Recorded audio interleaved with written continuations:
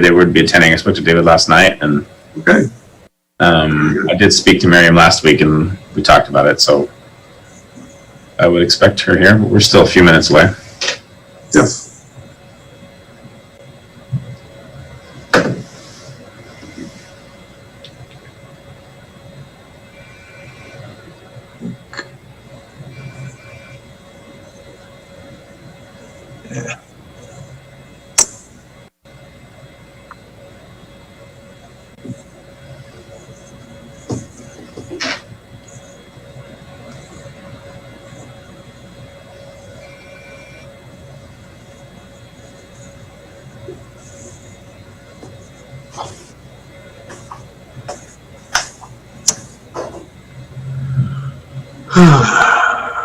Hey, Cherry.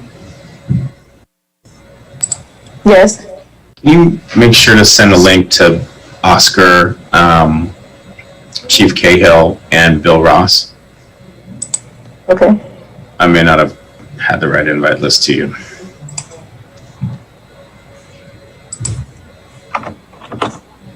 Hey, David.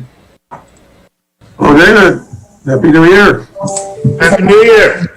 I got it. Okay. Happy New Year, David. It's his number. Hold on. Oh, I guess I should. I don't know. They're on this list. Oh, there's Miriam. I love your glasses. Oh, thank you. Right? Very chic. They're Swarovski. So they have crystals on the sides. Oh, fun. If you were here, you'd be showing them to me. I would. I'm showing them to you over Zoom, though. I know. I just can remember the times in closed session when we'd sit next to each other. I was actually thinking about your wedding ring earlier. Oh, were you? Yeah, because I want to get a gold band like that. Oh. So I was thinking about it. Okay, we have a quorum. Are we everybody ready? We're going to need just a couple more moments, Mayor. I think I may have not had the correct invite list, and Bill's on his way. Being we're having a special meeting, so we may not have had the exact invite list down. Special meetings left and right. Correct. Just as a quick reminder, the council does have a special meeting tomorrow night as well, starting at 6. This will be interviews for the position vacancy on the Open Space Advisory Committee. There's only 3 in this particular cycle, so it's not the 10 to 15 marathon we had last time. What time is that meeting? 6 o'clock, you said? 6? All right. Between 6 and 10. Hey, Thank you. no. You are the ones that decide how long things take. That's right. You might lose a quorum if you go into 10. Last time we went until 11. We didn't lose anybody, so. Yeah, well, with 15 candidates, it seems to be, but with 3, we should be able to resolve it in a good hour or 2 at the most. Think so? So, Jason, if you shared your link, it's a unique link, so they may not be able to access it. Did they use the... I didn't share mine, but I may okay. have told you the right people to invite is the problem. Oh, okay. Which is my fault. I may not have told you the entire, I may have not given you a complete list of people, which is why they may not have been here.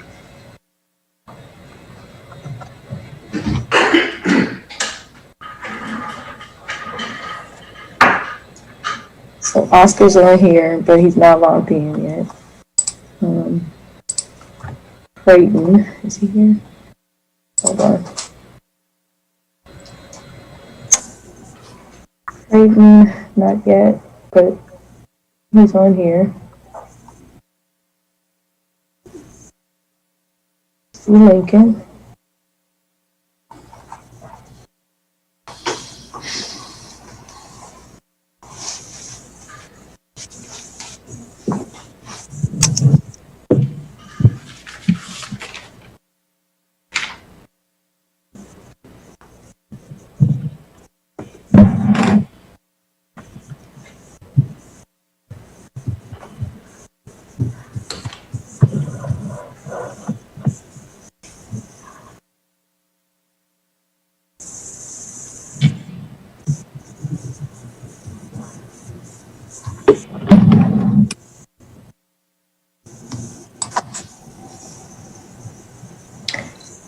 And Jason, Brian is on here, but he's as an attendee. Is that okay? Yeah. Okay. Brian.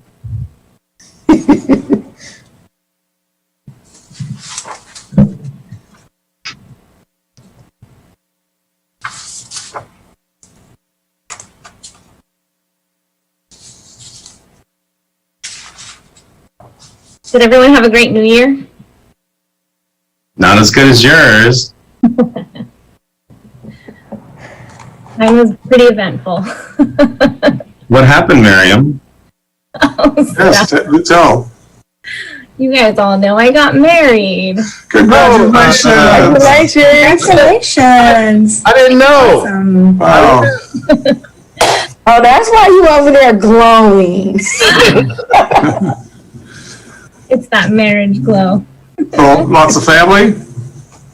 On Zoom, it was very interesting. So Yeah. it was my immediate family members in the house and everybody else. We had over 100 attendees on Zoom. Wow. It was like, it still felt real. There were still tears, lots of them. Yeah. But it was a lot less pressure because it was only an hour, so we weren't exhausted when it was over. Oh, yeah. It was definitely unique and different and nothing I ever dreamed my wedding to be, but it was perfect. Well, my one daughter, he planned on getting married end of February, so they have now taken COVID into consideration and have postponed it till next year. So, Yeah. congratulations. How far was the spread from everybody? How far was the sprint? Yeah, the spread, were they all local? Where was everybody watching from? On the Zoom? Let's see. I had family in Palestine. Wow. My husband had family in Jordan. My Wow. aunt in Connecticut was on, and then all over the Bay Area. So how do you coordinate the time on that? Oh, and I also had family in Germany on. Wow. Yeah, so I made it late. So here it was at 9. Yeah. So it was 7 in the morning, Jordanian and Palestinian time. Oh, wow. Yeah. And my husband's brother got married on New Year's Eve also, but in Jordan, it was during the day here. So his mom pulled an all-nighter not to miss his wedding over Zoom. It was crazy. Weddings around the globe. We can just, Yeah. It was so cool. Well, that's wonderful.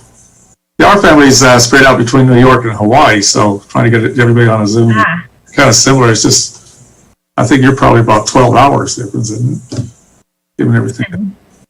10 hours. 10, yeah. Mm-hmm. And then my that's great. family in Germany it was 6 in the morning their time, so they're 11 hours. Or Yeah. 9 hours. 9 hours. But you can't share the cake, or can't everybody dance? They were dancing. There was definitely dancing. Yes. In their own living rooms. That's cool. Definitely an interesting story to tell our kids. Yeah, it would be. Hopefully, unique, and this is not going to happen again. But yeah, Was the occasion. that a hint? Was that a hint about the kids? Not yet. Oh, okay. All right. Not yet. Don't worry. You'll be one of the first to know. Full council will be.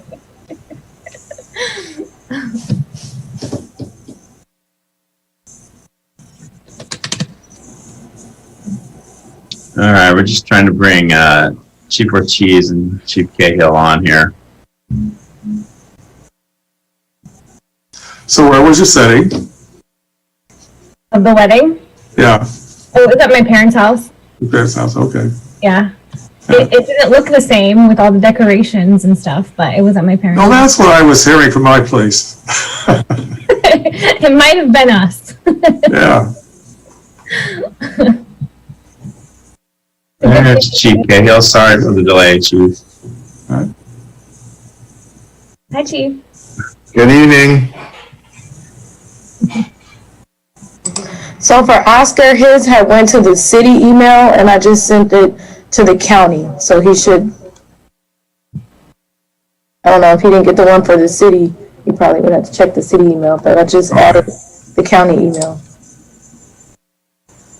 All right, well, I expect he'll be logging on any moment here, and his part of the presentation isn't for a little bit. So, Mayor, I think we can go ahead and get started. Okay, so, okay. Although I guess David has left the room, so maybe we'll wait. Well, welcome everybody. Happy New Year. Also joining us is also Bill Ross and Chief Cahill from the Canyon Fire District. We'll call the special City Council meeting to order for January 12th, 2021. Let's see, we need a screen share a flag, please. There we go. Just place your hand on your heart. Follow me. I pledge allegiance to the flag of the United States of America and to the republic for which it stands, one nation, under God, indivisible, with liberty and justice for all. Thank you. Roll call, please. Councilmember Miriam Abadamos. Councilmember David Earl. Here. Councilmember Pierre Washington. Here. Vice Mayor Mark Joseph. Here. Mayor Leon Garcia. Here. Thank you, Vice Mayor Joseph. This is, I think, the first meeting in your official title as Vice Mayor for 2021. Very good. Thank you. And certainly would like to extend my appreciation and thanks to Councilmember Oral for serving in that capacity last year. Great, thank you. Anything we need to announce regarding teleconference participants? Yes. Thank you for joining us for the January 12, 2021 City of American Canyon Special City Council meeting. This meeting is being held entirely virtually in response to the COVID-19 pandemic. The format tonight will be similar to that of an in-person City Council meeting. In addition to the Zoom platform, the meeting is being broadcast on cable TV channel 28, on YouTube, and streamed live on the city's website.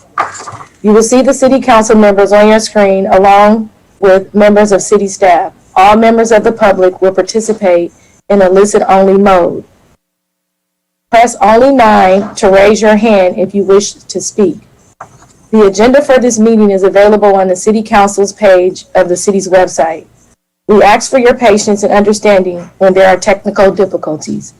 This concludes my introductory remarks. Thank you. Moving on to City Clerk's announcement pursuant to Government Code 54952.3, it is as stated in the agenda. Moving now to business, item A1, receive a PowerPoint presentation on the city's organizational structure and its strategic plan.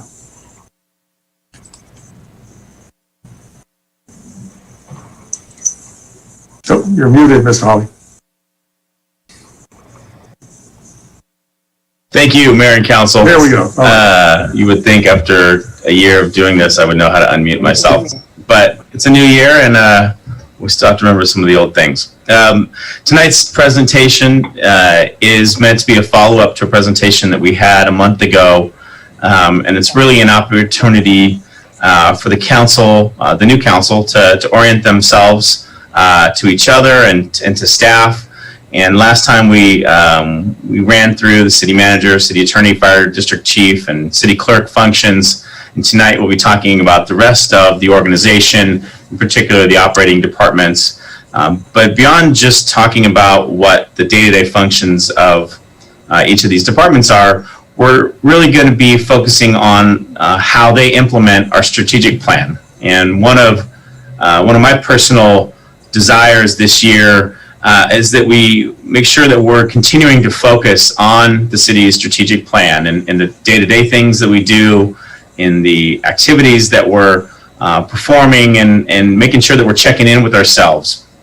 In particular, 3 members of the council were actually not even on the city council back in 2014 when the city adopted this strategic plan. And although it's been tinkered with over the years, a lion's share of the work was done back then, and like I mentioned, 3 of the council members weren't on the council at that time. So we're going to use tonight as to be a bit of a refresher on that strategic plan, with the understanding of having the departments kind of explain how they integrate with that plan in their day-to-day activities. And so I'm going to share my my screen tonight this with this PowerPoint presentation. So delete that. Give me a second. So you should be seeing on your screen a presentation. I'm going to go to the slide mode now. Can everybody see that? Yes, very good. Great. So again, tonight we're talking about our organizational structure and talking about our strategic plan. And really, when I say strategic plan, well, what is that? Well, this is that document, what we tend to think of as our strategic plan. And the first thing that you're going to notice is, as Brent likes to say, that's a lot of words. So there's a lot of words on this page, and we're not going to cover this whole slide right now. But what I wanted to do is kind of show you all the elements as one sort of big picture. We're going to break this down into pieces and kind of talk about the plan and what makes up it.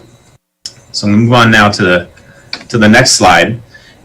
In general, what is a strategic plan? It's kind of it can be described as a hierarchy of different elements, each feeding into each other. It starts at the top with the vision, what we choose to be, the outcome of a mission, where are we going? How do we view ourselves? The mission itself feeds into that vision, what our core purposes, who we're doing this for and why.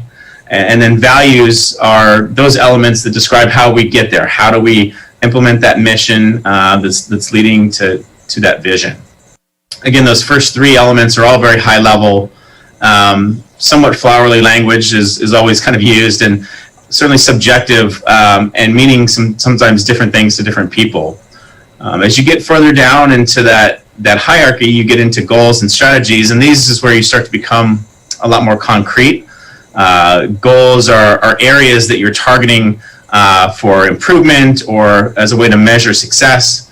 And strategies, typically you'll have a couple of strategies for each goal, and strategies are sort of actions that you're going to be taking to feed into those goals.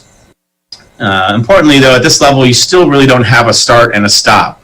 These aren't boxes that you check, and goals and strategies, and of course the values and the mission and the vision are all meant to be somewhat timeless, and so that you proceed with all of those, but you haven't gotten into that place where you have a checklist or a work plan necessarily. And it's not until you get to the kind of the bottom two elements, your initiatives and then your projects, or more of your day-to-day activities, that you really start to have what feels like a day-to-day work plan or a 24-month list of key initiatives. And so tonight we're going to talk kind of about all these elements. But as we go back and kind of revisit our strategic plan, we're going to start with just the elements at the top. The city's vision, the city's mission, and its values. And the city, back in 2014, went through a very comprehensive public process with a heavy amount of public engagement, many stakeholders, many community groups, as they all kind of worked to craft these elements. And so where did we land? We landed with this vision statement. American Canyon is a home to an engaged, diverse community. It's a destination for outdoor recreation and natural beauty, and it's a hub of opportunity and economic vitality. That's the vision that the community and the council set forth for itself. And the mission was, this organization, how do we support that vision? Well, this organization, the city, has a mission to deliver exemplary services that are responsive to the community's priorities, ensure a healthy and sustainable organization, and drive us towards our shared vision for the future. As far as values, at the time, really two sets of values. The first set of value was the strategic values. What values are we going to be imparting in order to achieve this mission? Really, kind of an outwardly facing set of values. Creativity and innovation, leadership, results-oriented, community engagement and collaboration, and teamwork. And those are, again, kind of an external set of values as we start to shape how that mission and vision will play out. But we also adopted a set of organizational values, and this would be sort of looking in the mirror. These would be more of the internally facing value system, as we look at the organization itself and the employees and how we conduct ourselves. These are the values that were identified: fiscal responsibility, professional excellence, transparency, and accountability. customer focus and integrity. And again, all of these elements are really at the top of that pyramid and are meant to be timeless, really, in their existence until something else changes. We kind of go back to this hierarchy, and we talked really about the upper elements first, and really wanting to put some focus now. Jason, I'm sorry to interrupt. Can you just go back one slide? I want to get this thought. So, I still like this mission, vision, values thing that we're doing, and it wasn't that long, but how often as a city, not as a council, but as a city, should we be revisiting something like this? It's less than a decade old. I think it's probably still good.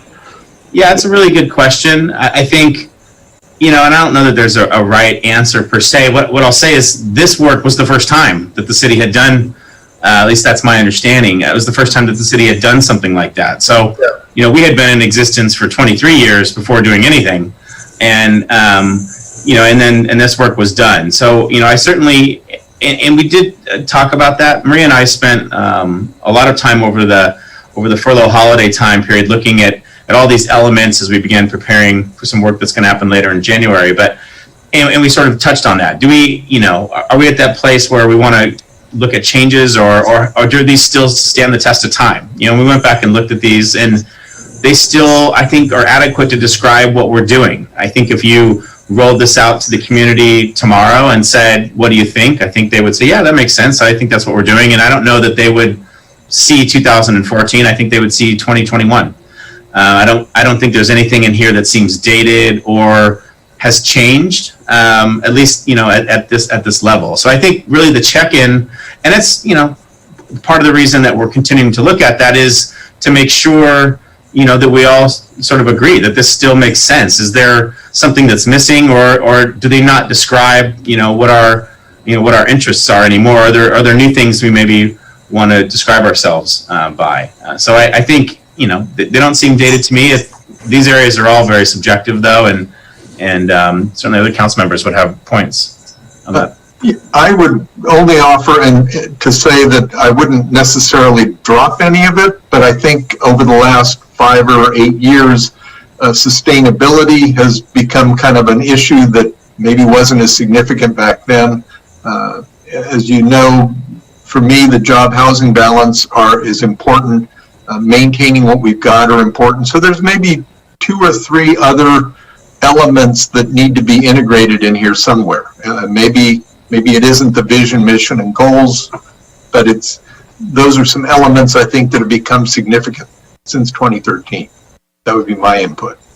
Yeah, I think for me, I wouldn't change anything. I agree with the city manager that, if you drop the 2021 in front of this, it still is pretty fresh. But with your comments, Vice Mayor Joseph, I'm going to get used to that. It is. I wonder,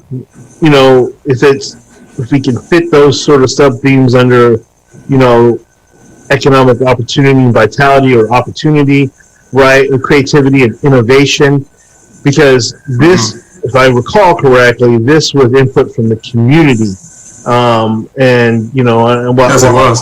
Yeah, and what I don't want is to us to tinker with it without having massive community input, and I don't think we need to do that at this point in time.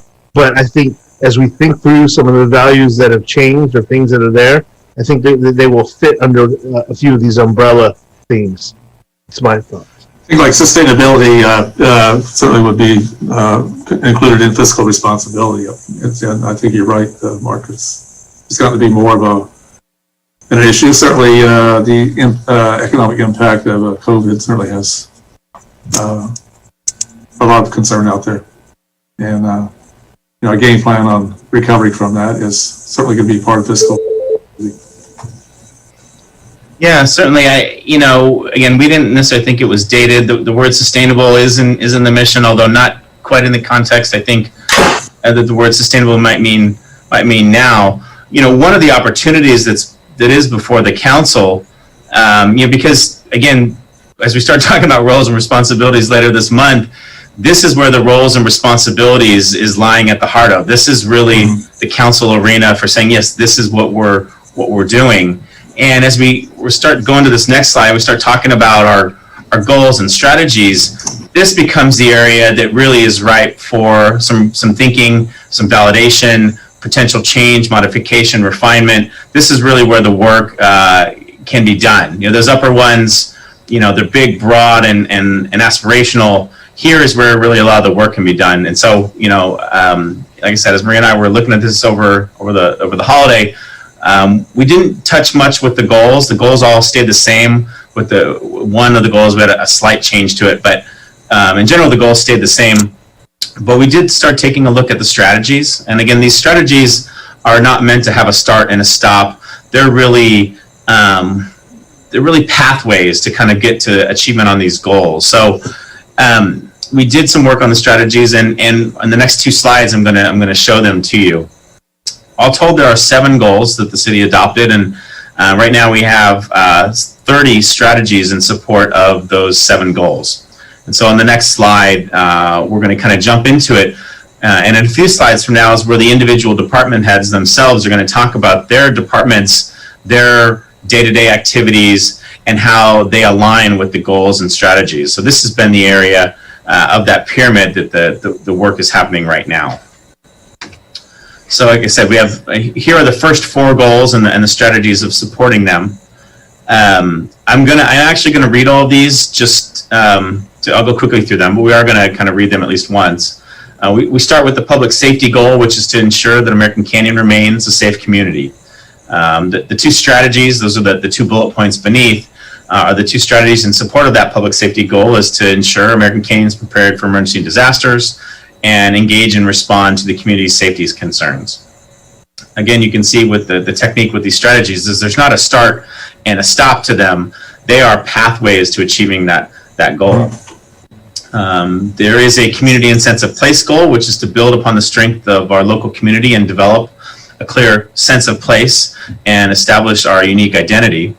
The strategies here for this community and sense of place goal are the following 4 bullet points: develop and strengthen placemaking opportunities, promote a unique community identity, encourage residential commercial development within Watson Ranch, expand network of community groups, and volunteer opportunities.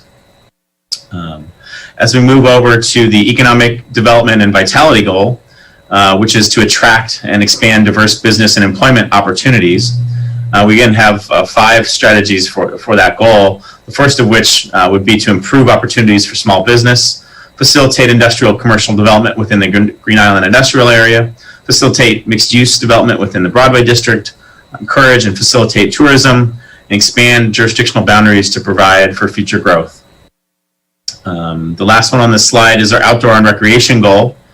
And, I think it's particularly notable in 2014, and there remains, even in the mission statement and, in our vision statement, the importance of the outdoors. And so that's why it's not a recreation and outdoors goal, but an outdoors and recreation goal, because outdoors remains a huge focus.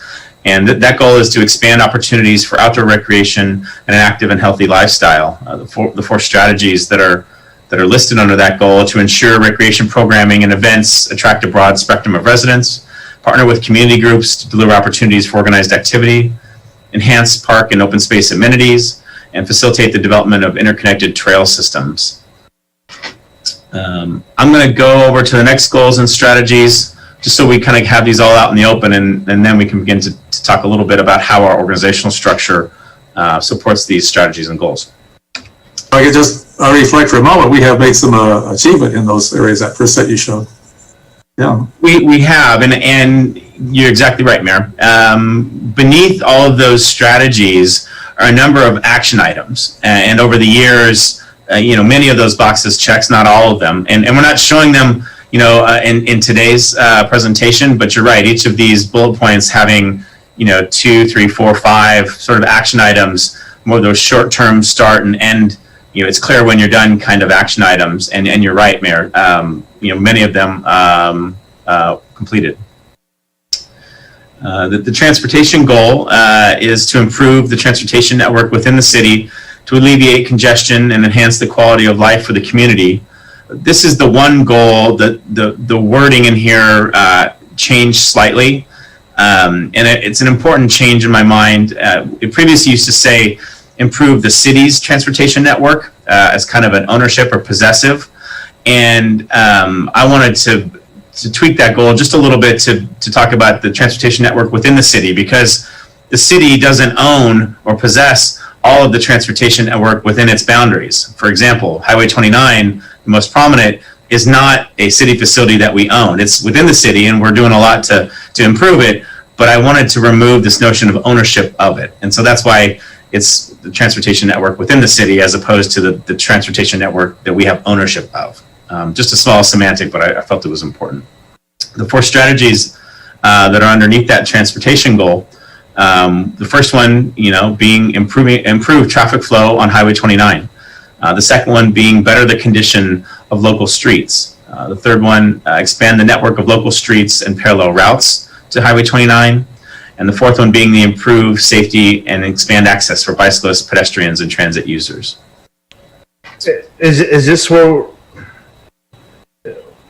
When do we provide feedback if we wanted to update this sort of? That's a really great question. So tonight is about laying all this out as, again, I've done some tinkering with the strategies, and what I've done is to try and really paint them as actual strategies instead of confusing them with tasks.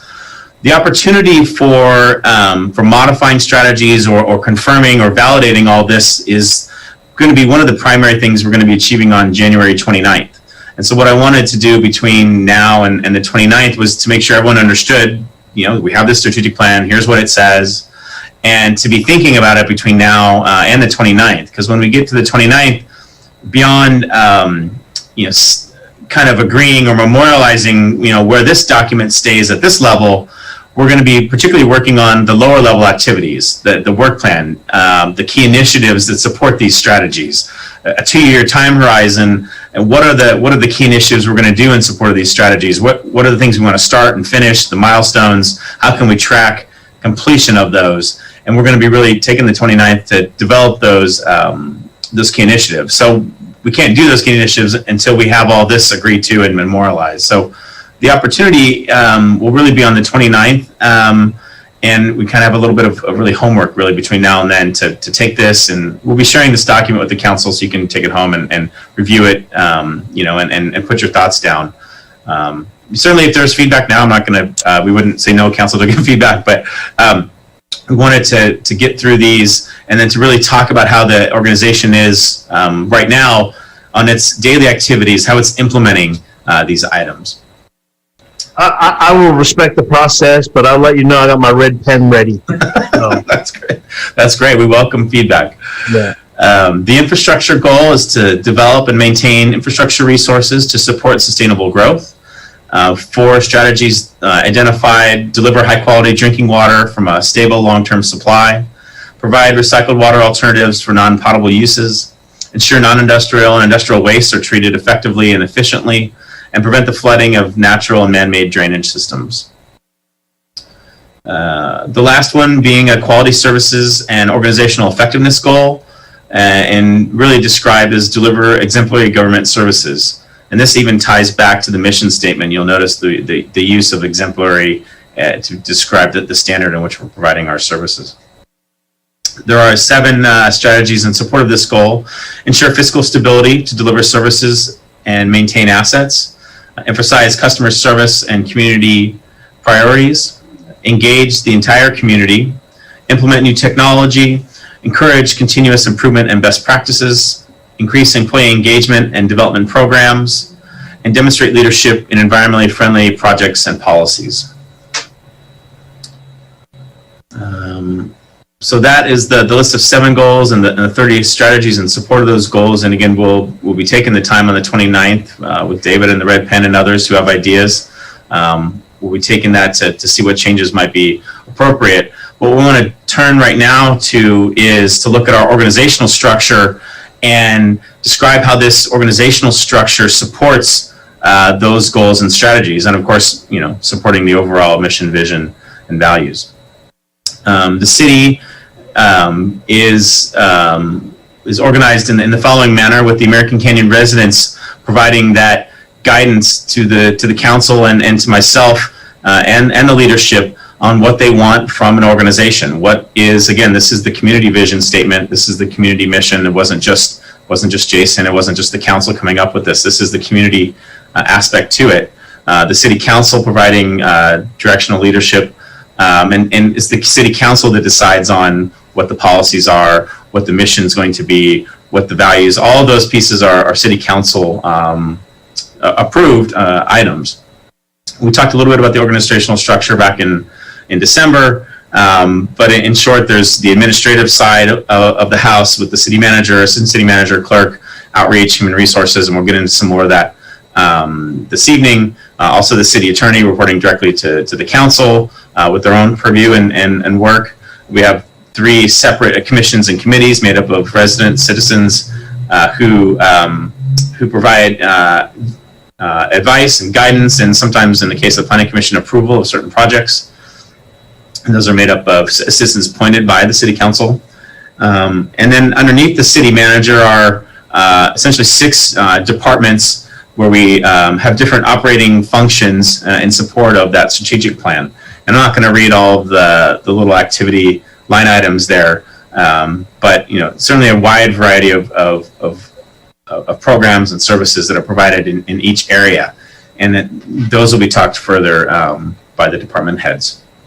And so this moment, I'm going to go ahead and transition over to Chief Cahill, and Chief Ortiz will follow him, and they're going to talk first about the fire district and the police department. So gentlemen, I'm going to go ahead and switch to you, and just let me know when you want to forward the slide, because I'm in charge of the slides. Yes, you are in charge. Thank you. I appreciate the opportunity again, and I'll be quick because I think I need to let the rest of the city staff have their night this evening with this. Given the fact that I've already made a presentation to the council with regards to the roles and responsibilities of the fire district, I'd just like to quickly go through the goals and strategies.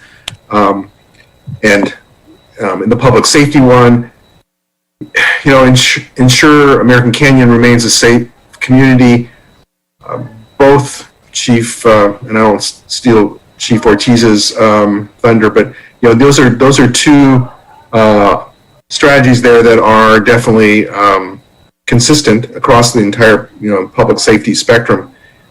And I think when we get into the next item, the community and sense of place issue, I think the one thing I really want to share with the council this evening and kind of expand on is that the network of community groups and volunteer opportunities, and it's not very often that we get to show the amount of community involvement in the fire district. And over the course, we have the American Canyon CERT program, which is one of the most. It is the best CERT program in the county, and probably one of the best CERT programs I've ever had the opportunity to work with. An amazing group of dedicated American Canyon residents, and they never say no when you ask. So I think that's a great asset for the community, and it certainly should be encouraged and actually expanded if we can do that. We also have a reserve firefighter program. That is, again, community volunteers. We rely heavily on our reserve folks, and even though we have less reserve firefighters than I've had in other departments, we do have a lot of other staff that participate in our reserve program, like Mr. Pelletier, who's our EMS liaison with the county, and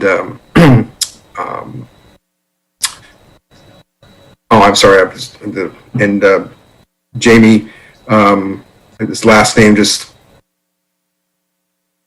it's part of being the new kid on the block. But anyway, he's a retired fire captain who continues to work with us in providing GPS services, and we have some amazing functionality in our department because of his assistance.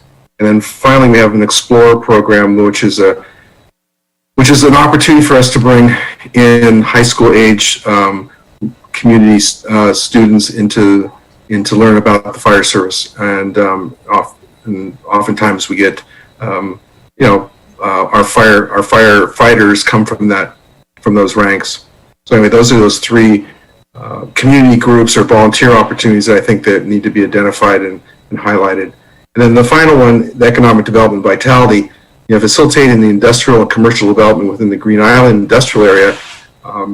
We, as the fire district, work hand in hand with the city staff in making sure that the development that occurs out there is fire safe and but also is consistent with the fire protection and community safety requirements. So anyway, those are the three areas that I like to talk about. Thank you, Mike. I think you were referring to Jamie Bryant. Yes, thanks. Yeah, there you go. Thank you, Jason. Just want to make sure Jamie didn't think we were forgetting about it. No. I'll pay for that tomorrow, I'm sure. So, thank you, Chief Cahill. Move on, Chief Ortiz. Good evening, Mayor and Council and everyone. Similar. We've described the what we do here at the police department. On the right hand of the slide, you see crime prevention, intervention, and enforcement. We have obviously enforcement and prevention and intervention involves our uniform patrol, but also the detectives who aren't based here at the Public Safety Building. They're based over on Airport Boulevard, and the work they do, much of it oftentimes in the city. We still are hanging on, even though this year's obviously got a big asterisk. This school year has a big asterisk next to it, but we're still hanging on to the our outreach in the schools through the DARE program. And there's a lot of misconceptions about that program and what it is and what it isn't. But the biggest thing I would sell is it's our chance to talk about decision making and bullying and consequences to young people, so they actually can see their police officers come into the classroom and really build relationships with them at a very young age. And we really treasure that program. Neighborhood Watch is very big in American Canyon. It's something we're very proud of, and it's not by ourselves. We have a lot of work with city staff to kind of make that program continue moving forward. We have meetings, crime prevention tips, a lot of social media around Neighborhood Watch, and different programs, newsletters, monthly newsletters with kind of state of our city and what's going on in terms of relationship to police work. And we have traffic, the education and enforcement for traffic is really important to our residents. We really put our community resource officer to work in having that connection, as well as our school resource officers. So as far as the goals, we are trained and reactive to emergencies and disasters, and we're always, I'd like to say we're always trained for it, but we're also always responding to it, both here and in the county. Unfortunately, hopefully that can turn to more training and less response in the near future, but the last few years have been pretty challenging.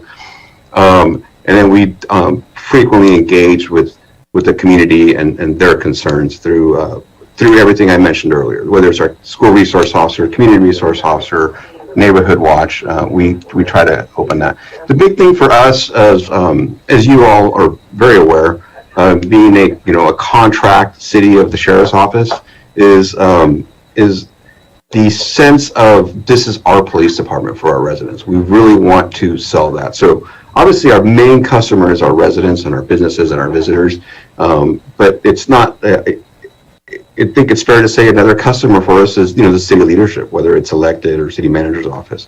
And we want, and we really work hard for the city to feel like that you do have your own police department. Yes, it's a contract, it's agreement, but it's an assignment. It's a different uniform and a different badge, because we want that sense of community, that sense of place. We want our residents to really, own their police department and feel like their officers are approachable and they work for them. And so we want that loyalty to the city and that relationship between our residents and our officers. And that's important to us from a delivery to the customer, right? From a customer service. We really value that. So I think that actually beyond the public safety goals in the earlier slide, we start to touch upon some of these other goals that are, historically might land in another part of the city organization, like community sense of place. Transportation, we definitely work closely, and last year was a really good example with, the engineers of the world, and the traffic calming project on Wetlands Edge is a great working example of police and engineers and residents, all three working together and coming up with a solution. And then organizational effectiveness, engaging the entire community is one strategy. And then another one I would add to that, under that goal, would be seeking continuous improvement and best practices. That is something we do here at the police department, certainly at the sheriff's office, and it's been a hot topic lately. And we're always looking to ways to do it better. We're always looking for best practices. We're always looking for the best training we can for our officers. So I think as far as the goals and the strategies, yeah, there's two strategies for public safety, but I think your police department touches on several different goals in the organization and several different strategies. It's really great. Thank you, Oscar. We're going to transition now over to Brent Cooper and the Community Development Department. Hey, Brent. Hi. Good evening, council and staff and public. Wanted to talk a little bit about the Community Development Department and its relevance to the goals and strategies. If we look at the right-hand side of the screen, we can see a variety of services that are provided. And I would characterize these as sort of a basket of tools to accomplish a larger objective. And what we're trying to do with the Community Development Department is our goal is to help guide the physical development of the city. And in order to do that, it's really a team effort. And just as the Chief Ortiz described, it requires collaboration both within our department, our community, and with the other departments in the city. And it's really important that we do that so that we can look for opportunities and make sure that all the other services that are provided, once they're fitting into the larger part of the city, all kind of make sense. If we look at some examples of the services and the goals and strategies, if we're looking at placemaking opportunities, we have at our disposal, we have general plan policies, zoning ordinances, specific plans. Most recently, of course, we have the Broadway District specific plan and the Watson Ranch. They all have urban design guidelines. Plus also, as we have development that comes to propose for the city, we're looking at opportunities at a very specific level too, where we can include community identity. If we look at encouraging residential development in Watson Ranch, we have the larger issues have been resolved with the specific plan, the program EIR, master conditions of approval, and so it really enables us to be able to facilitate the development later on, whether it's residential or commercial in Watson Ranch, because we have the larger issues have already been addressed with some of the services that we described here on the right-hand side. If we look at economic vitality, the other benefit too of master development and getting things, the bigger issues resolved ahead of time, is it enables us to be able to help small businesses. So when they come to the city, much of the approvals that we have at that point are at staff level. So we try to keep the simple things simple because the bigger picture has already been resolved.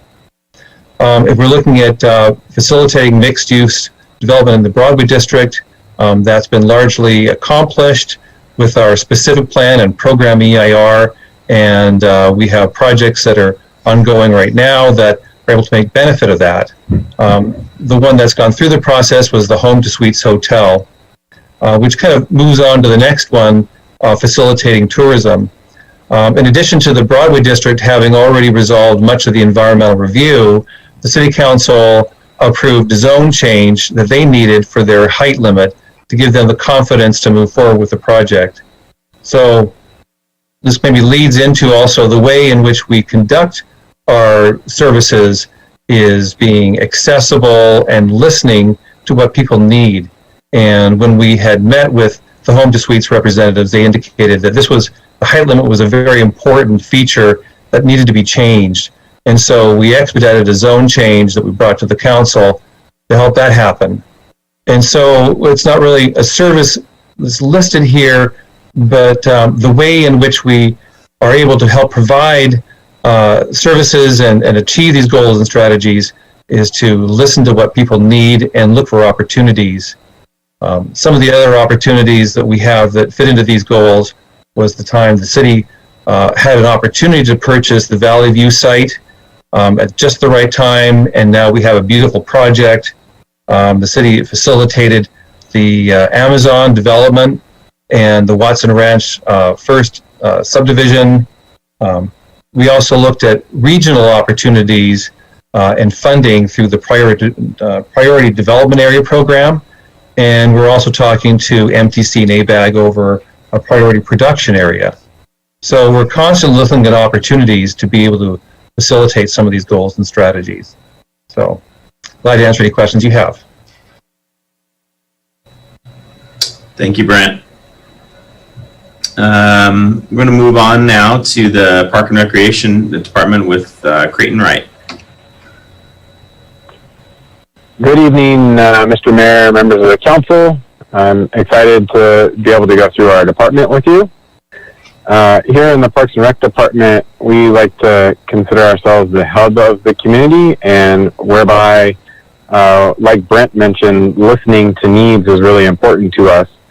So in our department, I know you're aware that we have our 2 citizen committees that provide comment and feedback to us, our Parks and Community Services Commission and our Open Space Advisory Committee, each of them providing some feedback as they hear it through our residents. Getting into our goals and strategies, as the last presenters have mentioned, our services are on the right, and so what I'm going to do is provide some examples for each of our strategies as we go down. So our first goal here is expand opportunities for use of outdoor recreation in an active and healthy lifestyle. That first strategy is ensure recreation programs and events attract a broad spectrum of residents. So some examples of those are obviously our most popular events are 4th of July and our snow day in a normal non-pandemic year. Very, very popular, have a lot of residents that attend. Our Phillip West Aquatic Center, we offer all sorts of aquatics programs for children as young as 6 months all the way up to seniors in water aerobics and lap swim. We offer youth and teen programs. We manage the senior center and the associated programs. We run a really good projection before the pandemic hit with some enhanced program offerings. And we're in the process of kind of reevaluating that now. Moving on to the next strategy, partner with community groups to deliver opportunities for organized activity. This has been a really strong emphasis this year, given the pandemic, and that we have partnered with, we've increased our partnerships quite a bit. Probably the most significant initiative in the last couple of years is our community events committee.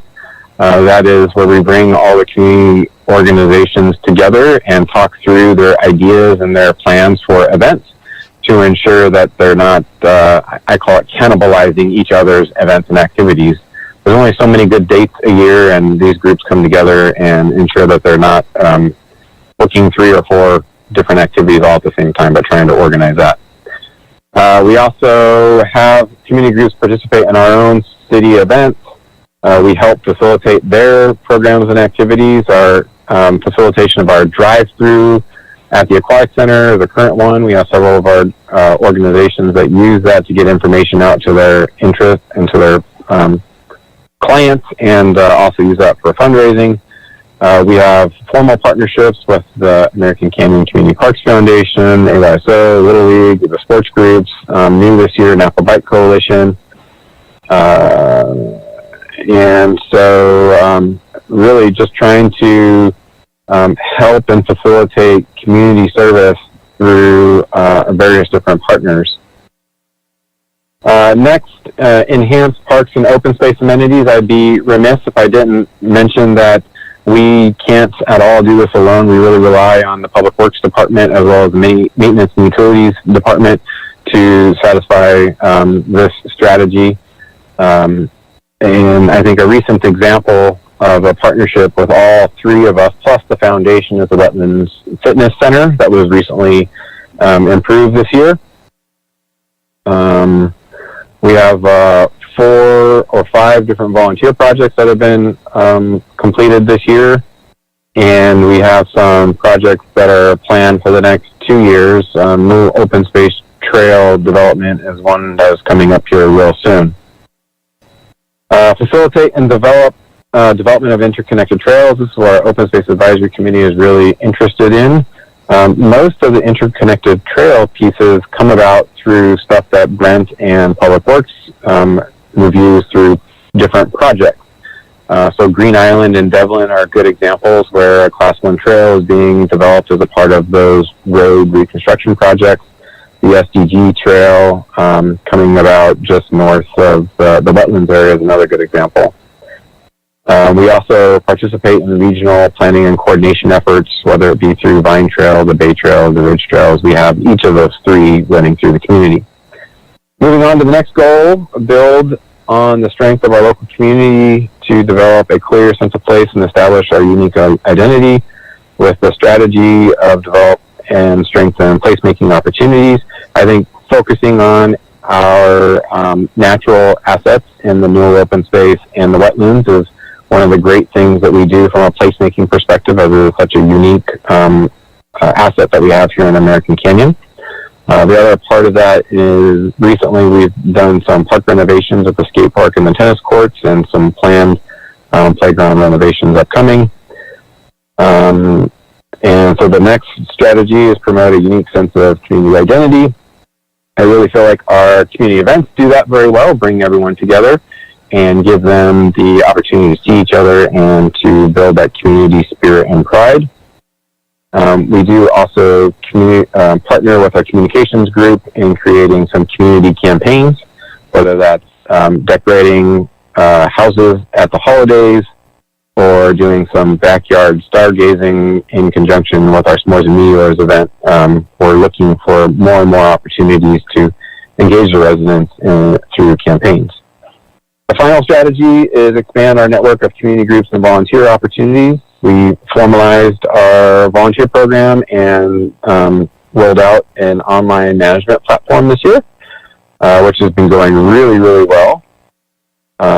We use volunteers to support various programs, including our youth sports programs, and then also use them for events. We have conservation programs throughout the year, and we also will partner with other community groups on their volunteer programs, whether that's ACCPF through planting days or the Arts Foundation through their pumpkin path we did through the holiday season. So as a real quick, brief overview of what we do in Parks and Recreation, and kind of linking back to those goals and strategies as our as City Manager Holly had mentioned. Great, Creighton. Thank you for that information. We're going to transition over now to the Public Works Department. There we go.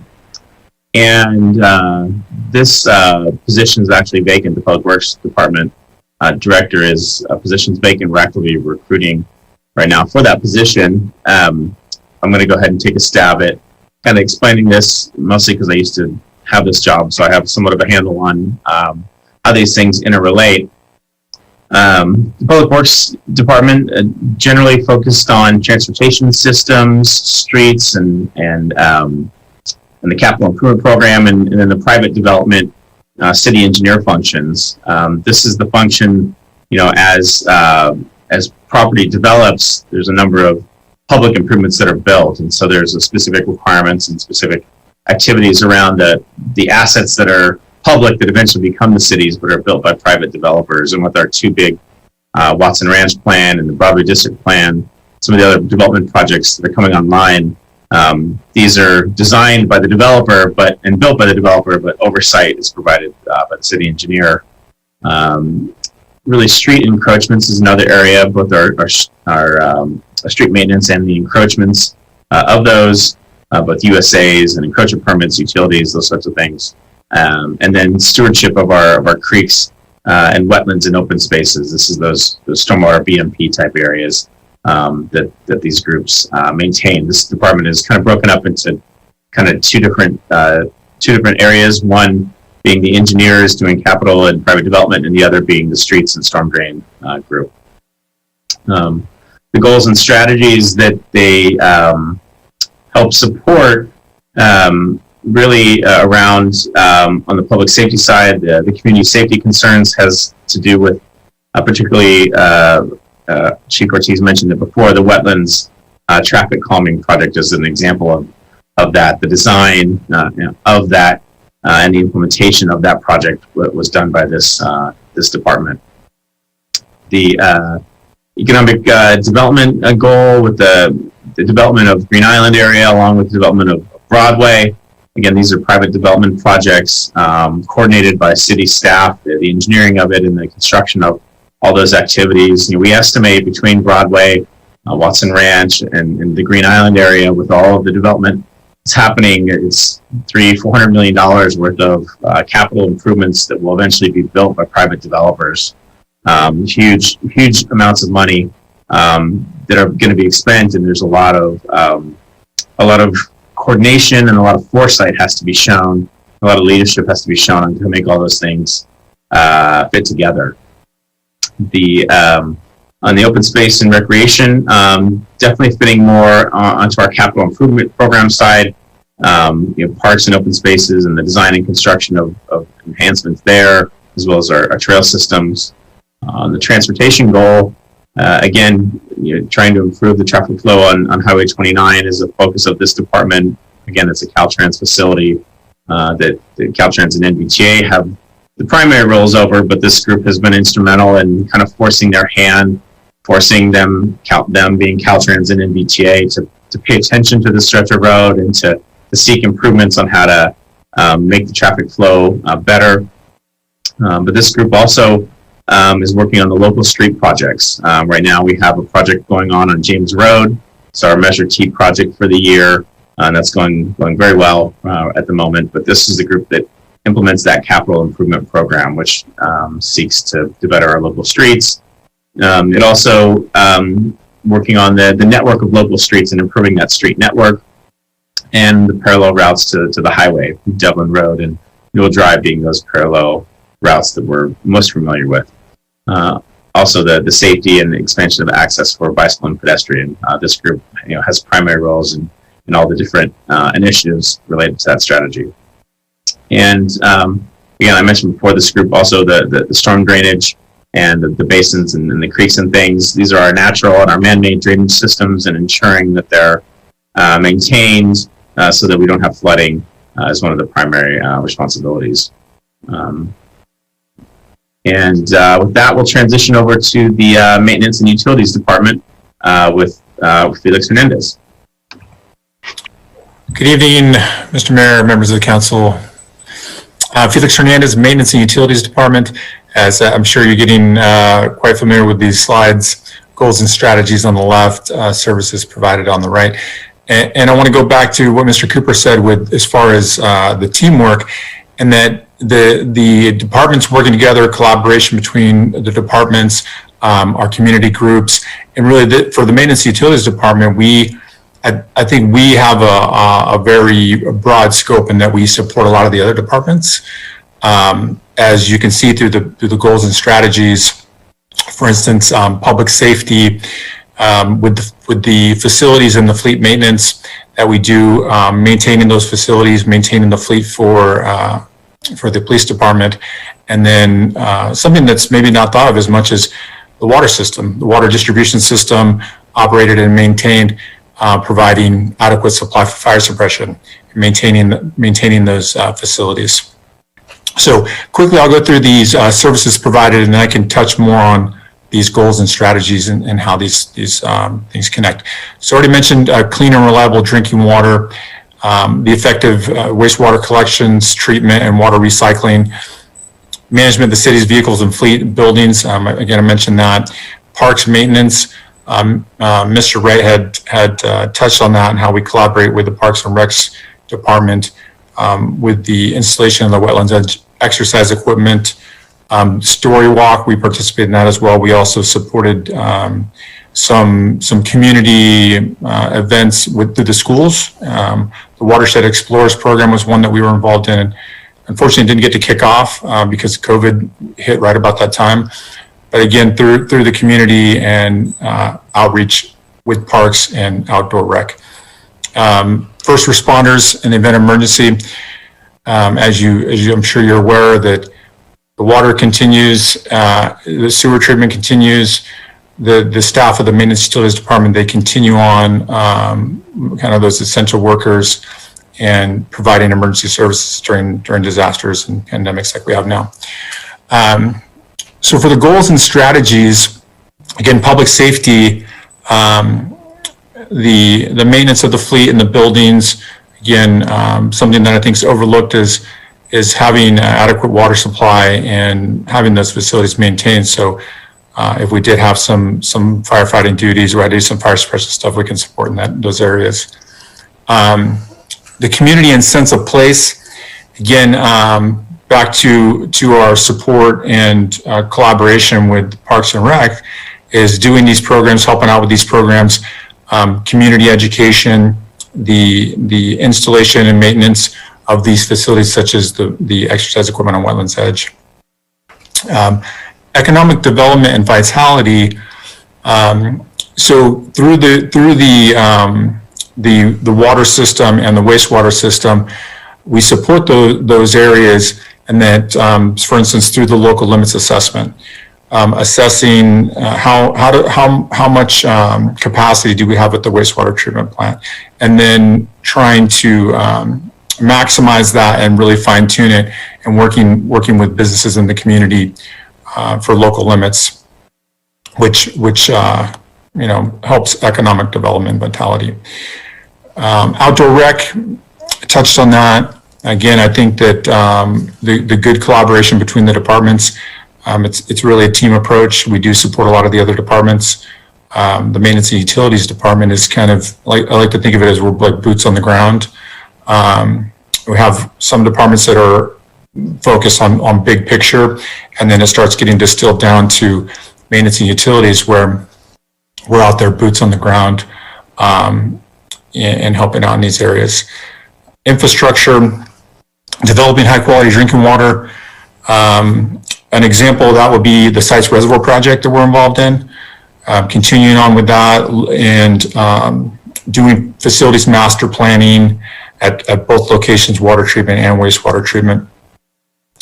All ways that these things tie together. And as when we had discussed this earlier with Mr. Hawley, we brought it out. I kind of used the analogy where Mr. Wright used the analogy of the hub.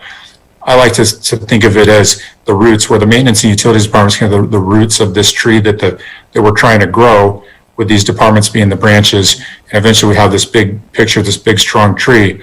So all those pieces together have to be, they all have to be there for this thing to be going and living. So that's how I like to look at it. And that's just the quick rundown of what we do in this department. I'll be happy to answer any questions if there are any. Great, Felix. Thank you. We'll move on now to the finance department, and wanted to introduce you all to Lincoln Bogart. I know at our last meeting in December, there was a swearing in, but at this point he didn't really have a speaking role other than to say I do. But this is an opportunity for Lincoln to talk about the services the finance department does and how it relates to our goals and strategies. So welcome, Lincoln. Thank you. Good evening, Mr. Mayor and council members. I'll start off by showing how we fit in with the goal of public safety to ensure American Canyon remains a safe community. We act in a fiduciary capacity for the fire district, and we also help with cost recovery in the event of emergencies. So, for example, with the coronavirus relief funding that was received in 2020, the recovery would have been handled through the finance department. Most of our activities are under the organizational effectiveness goal for deliver exemplary government services. You know, when it comes to budgeting, financial reporting, all the accounting that we do, investments, cash management, those all fall into the ensure fiscal stability to deliver services and maintain assets. And that allows us to help with the emphasize customer service and community priorities. So if community priorities are set, we help with the budgets for those priorities. Then we report back with how did we actually fund those priorities? Were we over? Were we short? How did it work out afterwards? And then for customer service, we do have a lot of outward-facing interactions for things like accounts payable, accounts receivable, utility billing, business licensing, purchasing. So I always emphasize the customer service aspect. Not only do we have external clients, but I'm always telling people that the internal clients, city staff, are also our clients because we're supporting their activities. We're here to make their jobs run smoothly and to make sure that it's all accounted for properly. Then we also are in charge of implementing new technology for the information systems that we use. You know, there's a lot of different systems that we use, and we have to, from time to time, look at the feasibility of continuing with that system or if there's a better system that can be implemented, what the costs for said implementations, and really looking at the bigger picture to improve the services. And that leads right into encourage continuous improvement and best practices.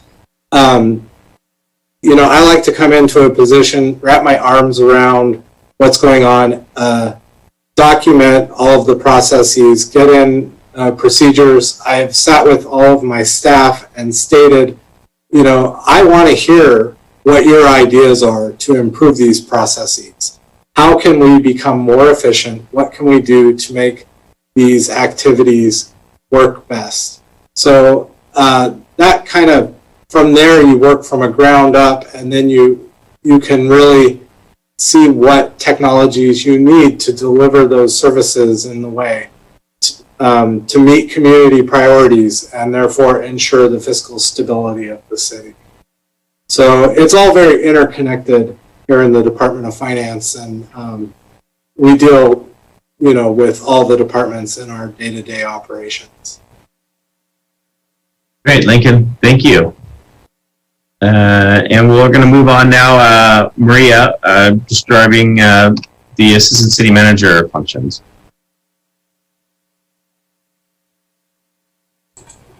Great. Thank you. Good evening, Mayor and Council. We've, in this presentation tonight, we've talked a lot about the different goals and strategies, and some of them are very much outward facing to the community. In our case, as we've gone through the presentation, particularly in finance, and here in the areas that I'm going to cover, while they're outward facing, they're also inward facing with the relationship of organizational development, in particular in the areas that I'm going to cover. So these goals and strategies largely relate to bringing projects together cross-departmentally or providing services to all the departments. Largely in IT and in HR, our focus is to stay informed on best practices for safety, security, and wellness. Our priority is to help departments focus on best practices through training. And so in HR and IT, we provide support and customer service internally to all departments and all the employees. In IT, we have a very strong relationship with DNI, our IT provider, and we're working to increase technology and security and awareness of cyber attacks, for example, to keep everything secure and safe. This year, specifically, we've been working to deploy cost-effective technology and software that increases productivity while keeping information safe and secure. And then recently, in response to the pandemic, we focused specifically on providing remote connections to many employees to continue city services and also keeping employees safe and healthy. In human resources, we build, develop, and sustain our citywide team. We support all the departments in the organization. We recruit and onboard the best qualified candidates and help them to prepare to deliver the high quality services that are expected of our community through each of the departments they're assigned to. We administer the benefits program, and that serves our existing employees, but also our retired employees and their families. We manage all employee concerns, and we lead the evaluation processes for all the employees. We manage our workers' compensation program, and we evaluate each workers' comp incident and liabilities to reduce repeat occurrences. And we also work with the departments to identify return to work or modified duty programs for our employees. We respond to liability claims against the city, and we also work to recover funds for damage done to city property. We accomplish a lot of this work through our membership with Plan JPA, which is the pooled liability assurance network that we're members of, and they help us also with the risk and workers' comp pieces of this while we maintain our lead role. HR also leads the Employee Safety Committee. We have a series of initiatives related to improving safety. The committee established a list of required training that needs to occur routinely, yearly, biannually, things of that nature. And we're taking advantage currently of several online training tools that are available to us since training in a group setting can't currently occur. We also pursue HR policy updates so that we can remain in compliance and up to date with all of our legal requirements that come in annually. And more specifically to the pandemic, it's really required us to have increased communication and coordination with our employees to keep our team safe and productive, either in the office or working from home. And this has also included working with Napa County Public Health on contact tracing, as an example.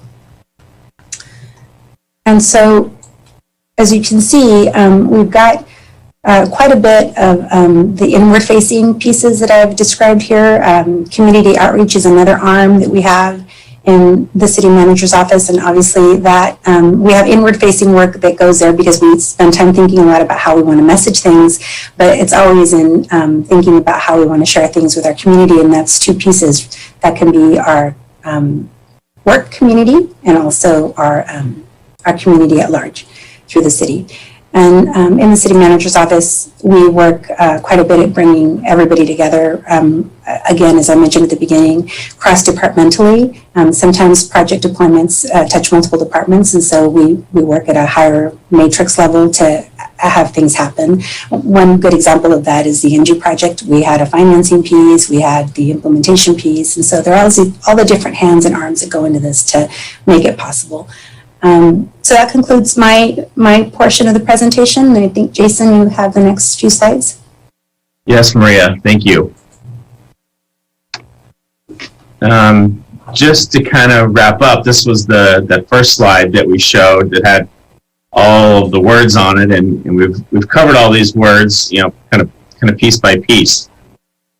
And this is the summary. And again, these are the top level all the way down through the goals and strategies. We haven't yet touched the bottom two pieces of the triangle where we actually have, key initiatives and day-to-day activities, and those are the box checking, start and stop type activities. But this is the work that we've been doing, refining some of these strategies that you see on the page and making sure that our vision and mission and all those values are still contemporary and still something that we think the community would agree with. So that's really all the slide presentations that we have.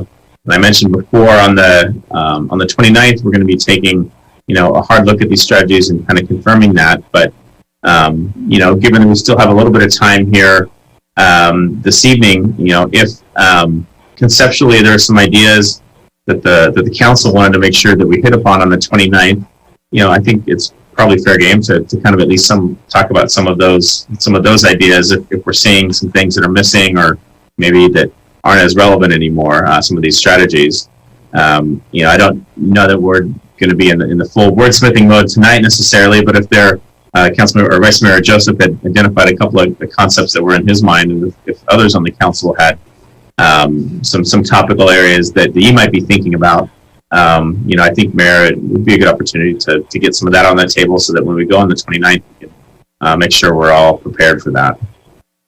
Yeah, sir. I'm just wondering, given the how we've had to alter our city operations with the pandemic, so with some organizational benefits that we realized with some of the strategies that you implemented to maintain services, would be a thing I'm sure all of us would be cost savings, organizational efficiency. What can you tell us about that? Sure. I think I'm not sure that there's as much of a cost savings as it is being able to continue to do business. And part of our look at this strategic plan, or these parts of it, has not been through the eyes of the pandemic. What we at the very beginning of all this, what we said is, we're a community that's based on growing and coming into its own. And if we allow the pandemic to derail that, it will be years before we get restarted. You don't get the kind of momentum we have overnight. We've been building it. And if we have to do a hard stop because of the pandemic, it'll be years to get it restarted. So a lot of what we did was to change the way that we do business. Our mantra was kind of, we're still open. It's just we're different. We're open differently. And so, and we took that same approach here with the strategies. We didn't necessarily change any of these in response to the pandemic, although it's certainly a valid point for the council to consider whether we should. We wanted to put forth the idea that we're open for business. We're just doing it, like I said, differently. So, for example, our virtual city hall allowed us to maintain our economic development goals and our community and sense of place goals around Watson Ranch and Broadway and Green Island and our future growth plans, because we work with our developers to submit things electronically. We work to transmit and review and approve documents electronically, whereas before, developers had to come to City Hall with lots of paper, and they were from out of town. In most cases, they had to drive. And it was a very long, involved, paper-intensive process, and we've been able to. That's what I'm trying to identify. It seems like we operations maintained, but there was a level of efficiency attained that wasn't there before. So where are those opportunities in delivery of services? Yeah, there definitely have been there. It's difficult to quantify it from a dollar perspective, but I can tell you, for example, building permits. In the third quarter of 2020, the number of building permits we issued was higher than the third quarter of 2019. And that was, 7 months into a pandemic was the third quarter. So we issued more building permits. And there's an example where, we from a 100% remote environment issued more building permits to local residents and property owners than we did in the prior year when we were open, for business. So it's, that's just kind of one of those anecdotal stories that, shows we were able to adapt and to do more even in that remote environment. Sounds like we ought to continue to do business that way in that area. We are, and I think that a crisis presents opportunity. So I think you found opportunity in the crisis. Yeah. We are, and a lot of the practices we've been able to implement, we're now seeing have a lot of benefit, and we don't envision going back to the more paper-intensive, in-person-intensive environment. To the extent we can still maintain some efficiencies, we're going to be utilizing this environment where we can show that we're doing it as efficient or better. There's no reason to go back to those paper copies and those paper spindles, for example. That is just a waste of trees, really. So that it's one small example. Other comments from council? Jason or Mr. Mayor, getting back to some of the issues I talked about earlier, while we went through all of this, I was surprised to note that we don't have anything about providing workforce housing, which might be a strategy we want to plug in under economic development vitality. again, it gets back to that jobs housing balance.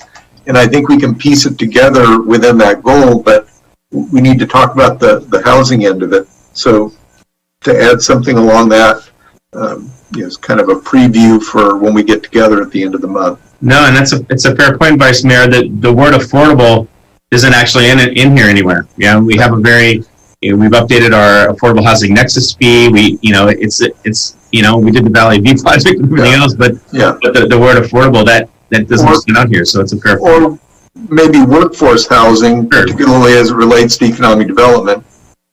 That that's where your workers get to live, and that's an important element.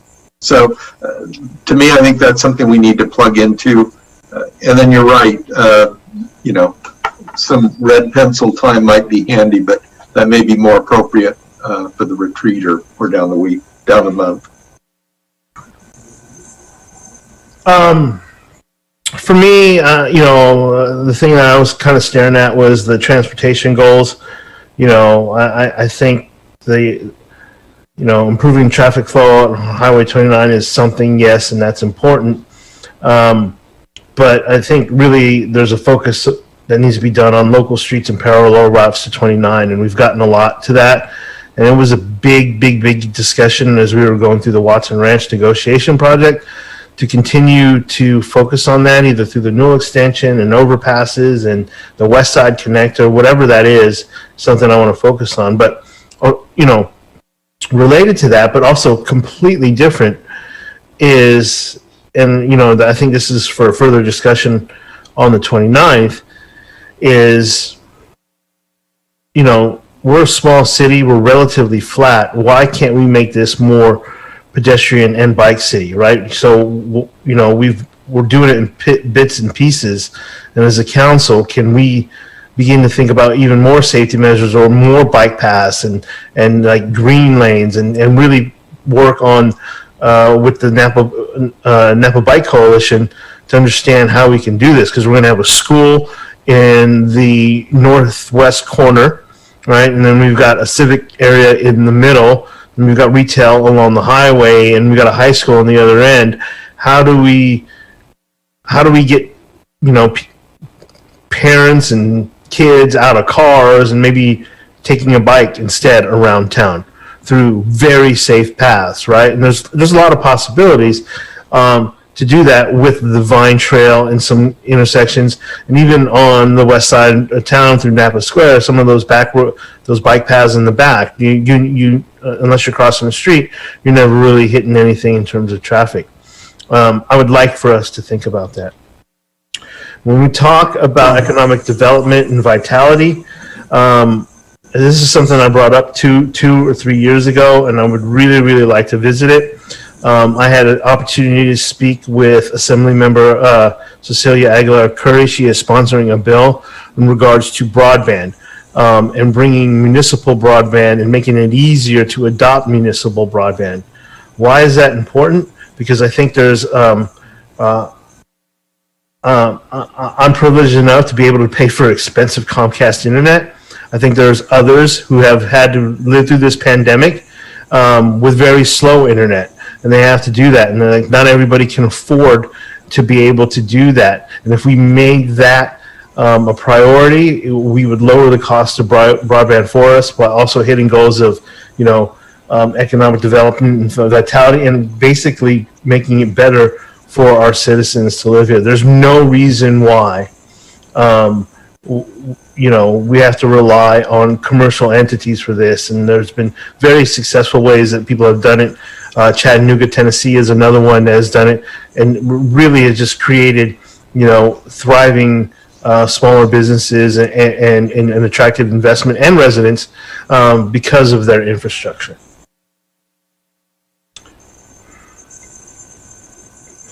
So those were my initial thoughts. I'm still keeping my red pen handy as soon as I get my hands on this. So, Mayor, if I can take a moment and kind of talk a little bit about the 29th, what we're planning to do is, ahead of time, is develop a matrix. And this matrix is going to have these goals and strategies on them, and then it will have, underneath each of these bullet points, some key initiatives that we think or milestone based that have a start and a stop. You can tell when you started, you can tell when you're done, you can track your progress. It may not mean that the completion necessarily of the whole thing, but at least within that time horizon, there's, milestones that you can track. And so, part of what we're planning to bring are key initiatives under each of these bullet points. So I just want to make sure that was what we're planning on doing for the 29th, but certainly taking all these comments and wanting to get as prepared as we can for that day.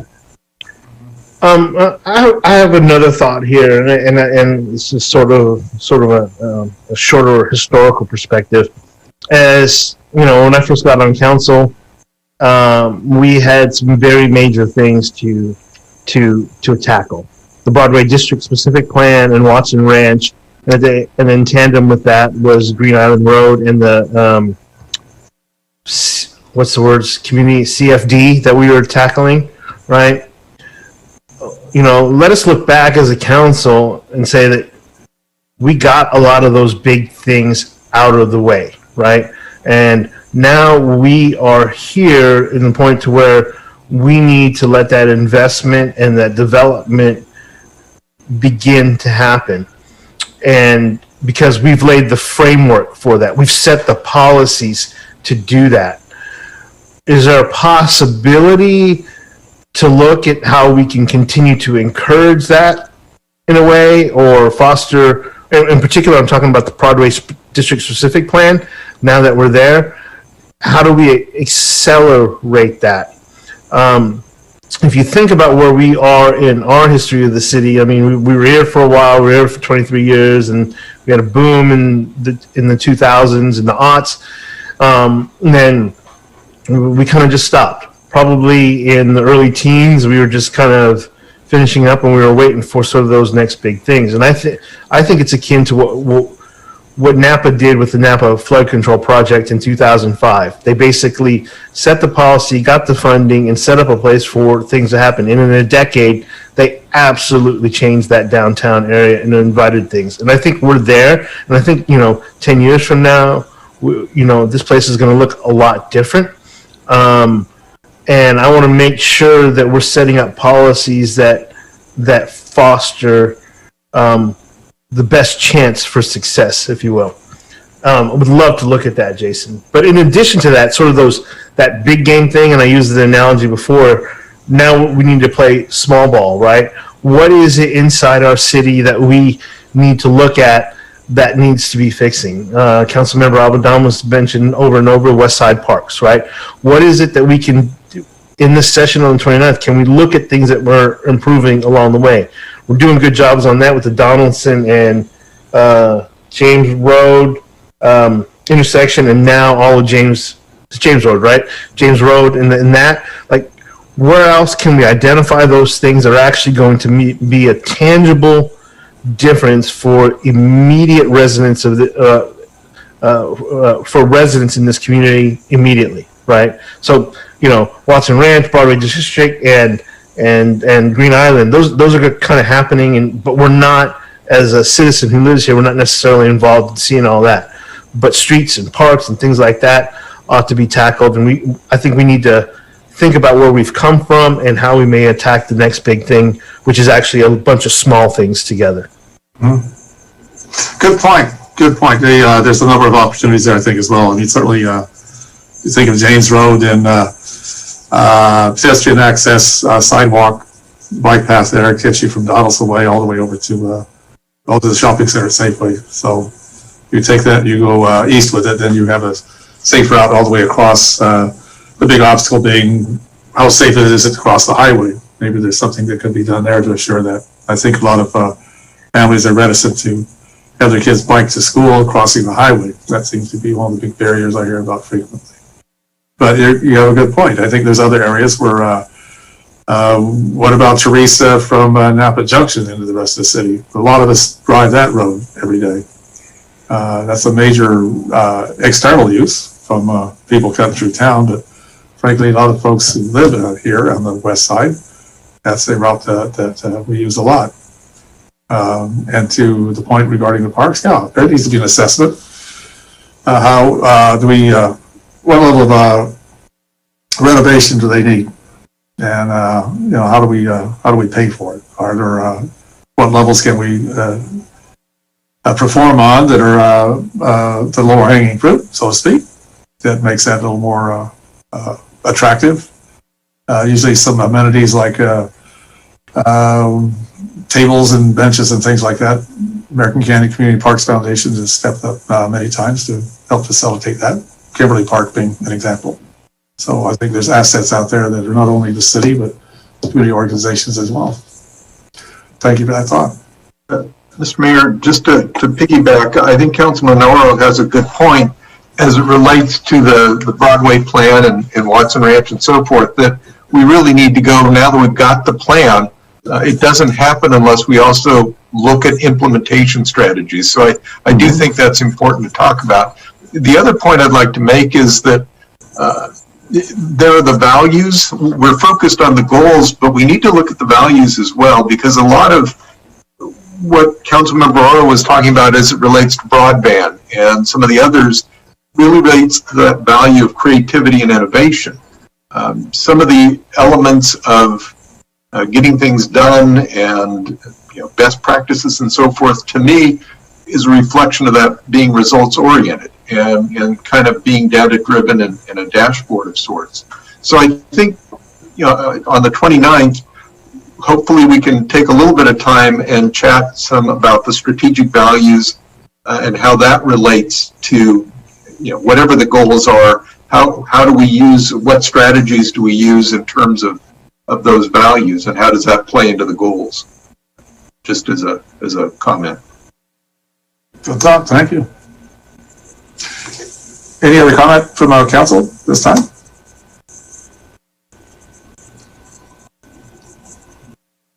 That conclude our presentation for the evening, Mr. Hawley? It does, Mayor. This has been very, very helpful feedback. One of the participants we have joining us this evening is a fellow by the name of Brian Gillette, and he's been able to watch the council and hear the comments along with the presentation. Brian will be helping facilitate our meeting on the 29th, so he's already prepared for that. And so no, I'm excited about it, and this has been very helpful feedback. We look to be able to bring something forward, that sets us on a path for rebound. Again, what we had talked about through the pandemic is that we weren't necessarily hunkering in place and going away. We wanted to adapt, and then when the rebound happens, we wanted to be well positioned to do all that. So this conversation continues. I think your strategy, what you've done to continue business, and frankly, a lot of it is level of efficiency achieved that wasn't there before. It's been very effective for us to be able to do it. I appreciate the feedback from council this evening on it. Thank you for the presentation. We all should have a copy of this somewhere so we can refer back to it from time to time. I think it'd be valuable to check in periodically, whatever timeline we set for that, say, okay, how are we doing in these areas? Obviously, can't get it all done at one time. It wasn't done that way. It was intended to go over time. So I think areas that we select to focus on, something that's doesn't overwhelm, but is actually attainable, that we focus on that. I think when I reflect back on this, when we put it together those years ago, quite a lot's been accomplished, and more good things are in the works. And I think it's attributable to staff and council being focused on what we want to achieve. And certainly there are processes that we have learned to expand upon and use our skills. We've also discovered new areas where we can actually achieve things that frankly didn't seem very attainable at the time, but if we keep focusing on it, I think they reveal themselves, or our capacity to get it done is revealed as well. You bring up a good one other point that I wanted to make, Mayor, that you just touched on, had to do with the check-in, and that's something we've been talking with Brian about.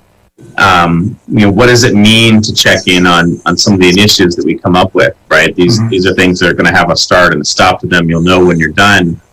But, what frequency are we checking in with? What format? How and who are we checking in with? This is the council? Is it the community?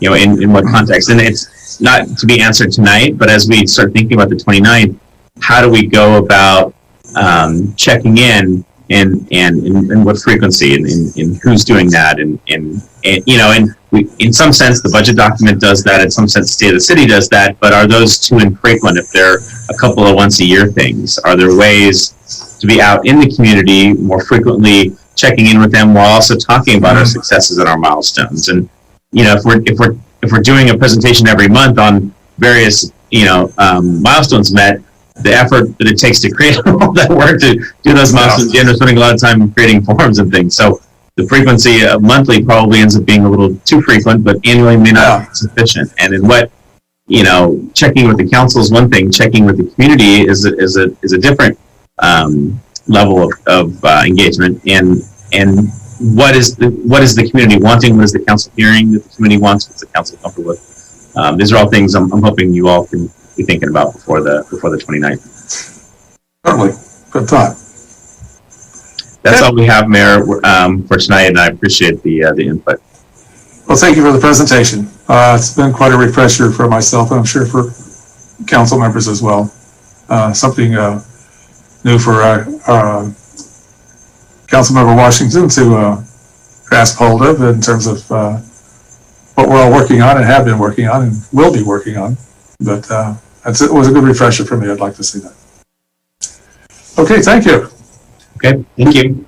We've completed our evening work for the evening, council. Thank you very much. We are adjourned. Good night. Good night. Good night, everyone. Thank you. Okay.